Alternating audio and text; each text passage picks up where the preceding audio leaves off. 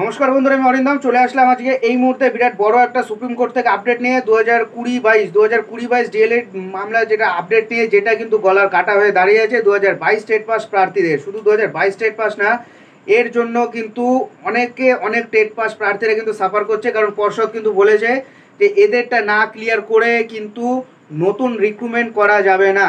2022-এর stay মামলা জিনিসটা কি, এদের হলো কি যেই সময়তে নোটিফিকেশন বেরিয়েছিল 2022 সালের সম্ভবত সেপ্টেম্বরে, তা সেই সময়তে কিন্তু 2022 ডিএলএডের কিন্তু ফাইনাল এক্সাম কিন্তু হয়নি। সো তারা কি করে ভ্যালিড হয়? এরা তো বলপূর্বকভাবে ঢোকার চেষ্টা করছে, কথাটা আমি বলিনি, আইনজীবী বলেছে। আমি বললাম কথাটা আমি বলিনি, আইনজীবী বলছে। আপনারা কিন্তু শুনানিটা কিন্তু আজকে কিন্তু দেখেছেন, মারাত্মক শুনানি হয়েছে। হ্যাঁ, পরবর্তী শুনানি যদিও 3 সপ্তাহ পর, বিচারপতি কিন্তু এইবার কিন্তু মেন পয়েন্টটা কিন্তু ধরে ফেলেছে।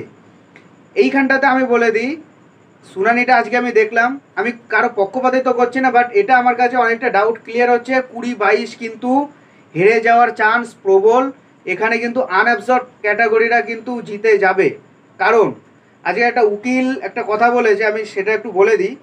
2020-22 DElEd are not eligible in 2022 primary teacher recruitment process because on the fixed date of recruitment notification their training was not completed, not even they take the final exam. So 2022 are trying to forcefully enter into the recruitment process. If 2022 batch are allowed to the recruitment process, then it will make a great completion in all recruitment of Indian history.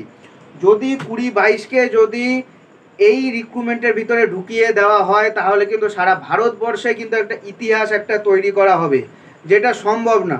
কারণ সে তো তখন এলিজেবলই তো, সে তো এখনও হয়নি। কি করে সে মামলাতে হলো, মানে কি করে তার চাকরিটা সে পেতে পারে? তাদের ফর্ম ফিল আপ হয়েছিল, কিন্তু তাদের তো ফাইনাল এক্সামটাই তো তাদের তো হয়নি না। তারা তো বলপূর্বক ঢোকার চেষ্টা করছে। এটা একটা বিচার্য বিষয়। এটা নিয়ে আমি কিছু বলবো না, বাট আজকের শুনানিটা দেখে মনে হলো জল কিন্তু 20-22-দের দিক থেকে কিন্তু আস্তে আস্তে সরে আছে। প্রথমে কিন্তু জাস্টিস সীমা কোহলি ম্যাম কিন্তু বলেছিল প্যাকেট ভর্তি খামে পাস করা যাদের ইন্টারভিউ নেওয়া আছে এদেরগুলো দিয়ে দিতে, কিন্তু এটা কিন্তু আশা করি হবে না, কারণ আজকে শুনানিতে কিন্তু স্পষ্ট থার্ড উইকে, মানে আগস্টের সেকেন্ড উইকে কিন্তু এই মামলার পরবর্তী শুনানি আছে। সো দেখা যাক কি হয়।